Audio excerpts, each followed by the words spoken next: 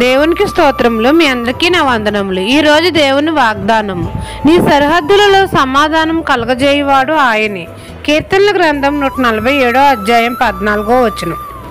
పరిశుద్ధుడైన మన తండ్రి అయిన యెహోవా మనతో సెలవిచ్చినదేమనగా, మన సరిహద్దులలో సమాధానం కలగజేయువాడును నేనే అని. తండ్రి యందు భయభక్తులు గలవారి ఎడ్ల, తండ్రి కృప కొరకు కనిపెట్టుకుని వారి ఎడ్ల మన దేవుడైన యెహోవా ఆనందించుచున్నాడు. మనమందరము కుమారుని యందు విశ్వాసం ఉంచడం వలన తండ్రి అయిన యెహోవా ఆనందించుచున్నాడు. తండ్రి మన గుమ్మముల గడియలను బలపరిచి ఉన్నాడు. మన మధ్య మన పిల్లలను ఆశీర్వదించి ఉన్నాడు. మన సరిహద్దులలో సమాధానము కలగజేయువాడు మన తండ్రి అయిన యెహోవాయే.